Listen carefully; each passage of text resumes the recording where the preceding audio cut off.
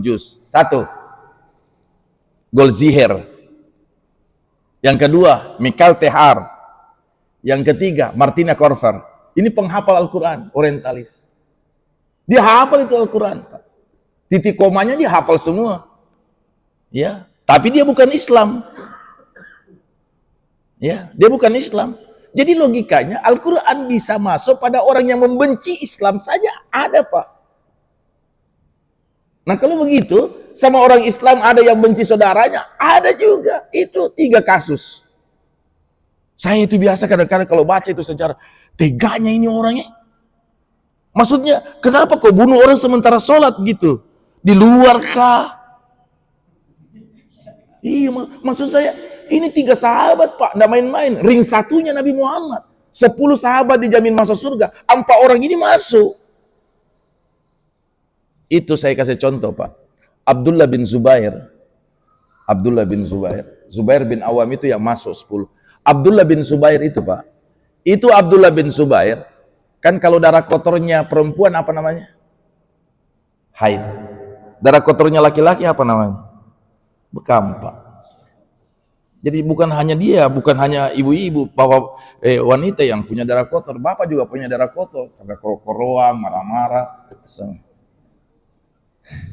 Darah kotor itu, Pak, harus bekam dia. Ya. Jadi waktu dibekam Nabi Muhammad, itu satu kayak jeli, satu tempayan begini, satu bejana.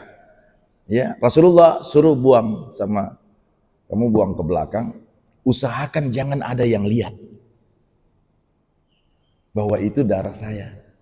Padahal Nabi tidak punya darah kotor. Tapi kalau tidak ada terapi begitu, maka tidak ada contoh oleh umatnya apa yang harus dilakukan untuk mengeluarkan terapi kesehatan sehat. Ini saja Ibu Ida saja, Ibu Ida tahu Ibu Ida? Ibu Ida yang lagi viral itu, yang stroke Dayak, lagi viral itu, Pak. Sampai apa ini? Dibawa ke Arab Saudi ya. Wallahu alam, datanya kita valid, belum saya baca secara detail. Lebih baik kita jujur aja. Ya. Tapi itu luar biasa, Pak. Luar biasa. Nah, itu darah kotor kalau disedot, Pak, sama bekam, selesai. Keluar. Itu kayak jeli, kayak agar-agar. Ya. Itu diambil oleh Abdullah bin Zubair, bawa ke belakang. Begitu dibawa ke belakang, 2 amanahnya Nabi. Usahakan jangan ada yang tahu itu darah saya. Yang kedua, usahakan jangan ada yang lihat. 2 amanah ini hebat. Bagaimana saya harus supaya buang? Nah, tahulah rumahnya Nabi Muhammad. Di mana rumahnya Nabi Muhammad? Di masjid, Pak. Makanya selama Rasulullah berada di Masjid Nabawi, beliau satu lantai dengan masjid, beliau tidak melakukan sholat tahiyatul masjid. Nanti di Kuba baru tahiyatul masjid, di Masjid Abu Bakar baru sholat tahiyatul masjid. Ya, tapi sepanjang itu tidak sholat tahiyatul masjid karena lantai masjidnya sudah itu di kamarnya. Ya, ada Kuba, 2 Kuba itu, Kuba Hadra dengan Kuba Silver. Ada 2 itu berdekatan. Kalau Bapak nanti lihat sebentar gambarnya Madinah, Hadra yang warna hijau, itu rumahnya Rasul sekaligus kuburnya Rasulullah. Di sampingnya itu ada warna silver, stainless. Itulah Kuba, tempat turunnya naik para malaikat, termasuk malaikat Jibril. Itu namanya Kuba malaikat. Ya. Jadi kalau Bapak lihat itu malaikat itu, ya luar biasa, Pak. Ada, kita agak melenceng sedikit. Ada ulama dari Madura melakukan observasi eksperimen. Kenapa Masjid Nabawi itu ditutup jam 10 malam? Dulu kan Bapak lihat kan, waktu haji-haji tahun 2000-an, 99, itu Masjid Nabawi ditutup, Pak. Jadi kalau sudah jam 3 baru dibuka. Kita entry di depan pintu. Begitu dibuka, lari ke Raudah semua. Ya. Jadi ada satu ulama dari Madura melakukan observasi eksperimen. Bagaimana bisa ini Masjid Nabawi ditutup? Kenapa Masjid Haram di Mekah dibuka 1 kali 24 jam? Jelas pasti dia dibuka karena orang datang umroh, beda waktu pesawatnya. Kalau di Masjid Nabawi cuma ziarah. Ya. Akhirnya apa yang terjadi? Dia sembunyi, Pak. Nah, paling susah itu orang sembunyi di Masjid Nabawi. Karena ketahuan tiangnya, 9 tiang, 1 cleaning service. Makanya lihat itu Al-Qur'annya tertata baik. Beda Al-Qur'annya di Mekah, Pak. Oh dia kalau yang besar dia kasih pindah. Itu 9 tiang satu cleaning service. Bagaimana kita mau sembunyi? Tidak bakalan ketahuan pasti. Ya, tapi dia sembunyi di mana? Ulama dari Madura ini. Di balik lipatan karpet. Jadi karpet dilipat, dia masuk di dalam. Coba ketahuan enggak? Tidak, Pak. Karena lipatan karpet. Ya, karpetnya panjang. Ya, begitu dia tengah malam, jam 11 malam, dia pergi ke Raudhah. Dia mau lihat kenapa ini ditutup Masjid Nabawi. Begitu dia masuk, dia lihat tersungkur jatuh dan mandi air mata. Ternyata itu di makam Rasulullah putih semuanya. Itu para malaikat menziarahi makam Rasulullah Sallallahu Alaihi Wasallam. Dari jam 11 itu. Ya, makanya Bapak Ibu yang sudah golongan-golongan sekian rugi, jual mie aseta Pak, berangkat miki umroh, yang terlalu seki, yang belum umroh ini, yang belum ke sana, ya insya Allah. Jadi seperti itulah gambarannya. Jadi Rasulullah memang melihat. Jadi di Baitul Izzah itu distribusinya bila Nabi butuh kasih, Nabi tidak butuh Allah kasih. 1 bulan pernah surah tidak turun. 1 bulan. Sampai Nabi bertanya kepada Jibril, Jibril, kayaknya Tuhan marah sama saya ini. Kenapa? Anak-anak dibunuh oleh orang Quraisy, kemudian istri-istri orang-orang Ansar diperkosa. Belum ada ayat. Nah, Nabi Muhammad ini tidak bisa wa ma yantiqu anil hawa in huwa illa wahyu yuha. Tidak bisa bertindak sendiri, ambil kesimpulan sendiri sebelum dipantau oleh wahyu. Tidak bisa, Pak. Akhirnya 1 bulan tidak pernah turun wahyu, intervalnya waktunya panjang. Jibril ditanya, Jibril juga katakan, belum ada informasi ini. Ya belum ada informasi turun ayat. Nabi tanya sama Jibril, Jibril, apa salahku kok dong? Nah ini peristiwa makin memanas, tidak, saya mau ambil kesimpulan, tidak bisa. Ya, siapa Nabi yang ambil kesimpulan sendiri tanpa wahyu? Nabi Yunus. Itu Nabi Yunus itu. Itu contoh, Pak. Nabi Yunus itu dia tidak mampu imbangi umatnya, dia pergi tinggalkan. Akhirnya dia naik sampan, dicari siapa yang paling muda, itu yang harus dibuang karena sampan goyang. Ya. Kenapa? Karena dia berangkat meninggalkan umatnya tanpa SOP yang sudah ditetapkan oleh Tuhan. Jadi SOP itu penting, Pak. Ya. Ya jadinya saya itu kalau baca, oh ternyata pantas itu PNS, perusahaan itu ada SOP-nya tahu. Oh ini SOP namanya ini, ya. Jadi tidak bisa dia bergerak, Pak. Pasti ada SPJ. SPJ dia, Pak. Jadi penting itu SPJ juga itu, ya. Dia bergerak tanpa instruksi dari Allah. Berangkatlah dia. Dia tinggalkan umatnya, ditegur oleh Allah, makan kohiu. Menurut para ahli, bahwa yang paling gelap itu bukan karena mati lampu, tapi yang paling gelap itu adalah dasar laut. Itu yang paling tergelap di bumi ini, dasar laut, Pak. Karena ada yang tidak bisa tembus matahari. Itu gelapnya luar biasa. Sudah gelap, ditambah lagi makan ikan hiu, jadi gelapnya berlapis-lapis. Untung dia ngomong, la ilaha illa anta. Lah, saya baca-baca ini kan, kenapa itu apa nabi-nabi itu kalau ditegur Tuhan, dia tidak pernah bilang kesalahannya, selalu dia merasa dia bersalah.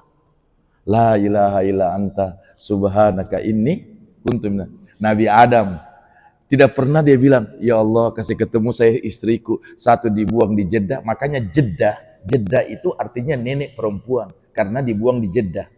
Ya. Jeddah. Jadi Hawa dibuang di kota Jeddah, Adam dibuang di kota India. Jadi dari dulu itu orang India pakai sarung, dan memang Nabi Muhammad itu sarung, Pak. Makanya sunnah itu kalau kita pakai gamis ada sarung di dalam, Pak. Ini saya pakai celana, Pak. Karena kalau sarung itu kadang-kadang, waduh, setengah mati juga itu. Ya, tapi di pesantren, selama saya di pesantren tidak pernah lepas sarung. Ya. Memang sahibul izar. Nabi Muhammad itu sahibul izar, yaitu sahabat peminat sarung. Ya, sunnah itu kalau pakai sarung di dalam. Ya, kalau pakai gamis begini ada sarung di dalam, itu luar biasa. Sunnah. Akhirnya apa Bapak Ibu? Jadi bertanya kepada Jibril, Jibril belum ada informasi dari atas. Ya, belum ada ya. Ya, kayaknya statusnya ini masih normal aja. Ya, tiba-tiba sudah pembunuhan, perempuan yang hamil dikeluarkan anaknya oleh orang Quraisy, ya, dia Yasrib, turun ayat Al-Qur'an. Ini Al-Qur'an yang dipakai oleh Nabi dan ini luar biasa. Jadi kalau Bapak sudah susah sekali, di atasnya susah, lepas rasa kemanusiaan tak dalam manajerial insania, Bapak pakai ini ayat. Ya. Alam nasrah laka sadrak wa wada'na anka wizrak. Bapak tahu itu angka wizrak? Kita pernah lihat orang di kampung Bugis atau Makassar yang kalau angka air itu ada, itu kalau angkat air ini bambunya, ya, ini enggak, ini air di sini, air di sini, ini bambu, ada bambu yang elastis, jadi dia bermain kan, tiba-tiba dia bunyi karena patah. Begitulah Rasulullah katakan, wa wada'na angka wizrak, rak krak. Sudah tidak mampu nih Nabi Muhammad ini, bebani terlalu, mau diapa ini peristiwa semua ini. Semua orang datang, ya Rasulullah, bagaimana ini ya Rasulullah? Sana orang hamil dikasih keluar bayinya, semua orang di Madinah dibunuh sama orang Quraisy. Bagaimana ini? Rasulullah bilang, belum ada informasi dari atas ini. Saya juga takut bertindak karena Nabi Yunus seniornya sudah ada SOP, nggak bisa Pak. Mau diapain? Tunggu. Beban berat itulah sehingga ayat itu diturunkan. Makanya surah itu surah paling gembiranya Nabi Muhammad. Nasrah laka sadrak wa wada'na anka wizrak alladzi anqadha dhahrak wa rafa'na laka dzikrak. Redaksi satu ayat, satu surah yang berulang. Fa inna ma'al usri yusra, inna ma'al, berulang itu. Digembirakan itu Nabi Muhammad. Langsung gembira luar biasa. Tidak ada kebahagiaan yang dirasakan Nabi Muhammad pada saat itu kecuali surah ini turun. Makanya pada saat Nabi dimandikan itu terakhir Nabi Muhammad wafat, yang mandikan 6 orang kan mayatnya. Umar bin Khattab sama Abu Bakar. Kita tunggulah ayatnya Nabi Muhammad setelah dimandikan sisa-sisa air. Ternyata sudah dijawab oleh Jibril dengan Mikail, ditugasin SK-nya dari Tuhan. Sedot semua sisa airnya Nabi Muhammad. Makanya waktu Nabi Muhammad setelah dimandikan, Waalaikumsalam Ustaz Sufkas. Ya. Waktu dimandikan, seketika itu dia kering. Bingung juga yang lain. Mana ini sisa mandinya Nabi Muhammad? Karena rencananya Abu Bakar sama Umar mau ambil Pak sisa mandinya. Karena mereka tidak mandikan. Yang mandikan ini ring satunya Nabi Muhammad. Kan begini Pak, ini menantu. Makanya jangan heran kalau ada mertua itu sayang menantu. Dan Rasulullah sayang sekali menantunya, Ali. Makanya Rasulullah katakan, ana madinatul ilm wa aliun babuha. Saya kotanya ilmu dan pintunya ilmu itu Ali. Dan para sahabat sudah tahu sebuah bahwa yang paling tinggi level keilmuannya Ali. Itu Ali, bisa dialog dengan penghuni kubur. Ya yuhal maqabir, inna amwalakum kad kusimat wa inna buyutakum kad sukidat wa inna azwajakum kad tazawwajtum. Hai penghuni kubur, bicara kau apa yang terjadi setelah kau dikuburkan. Kasih informasi mak, saya kasih informasi sama kau. Dah ada dia gitu penghuni kubur. Dia sudah tahu. Jadi kalau dia pergi ke kuburan baki, baru istrinya Fatimah pegang di tangan, makanya itu sunnah itu istri pegang tangannya suami, langsung menggugurkan dosa-dosa istri. Cuma harus dia pegang. Kalau sudah di mall, kita pegang tangannya supaya jangan dia liar, Pak. Ini persoalan THR ini, Pak, yang belum cair sampai sekarang dengan COD. Soalannya di sini. Ya, ini memang sekarang itu istri, apalagi kompleks baru kayak ini pasti COD lebih banyak. Paket.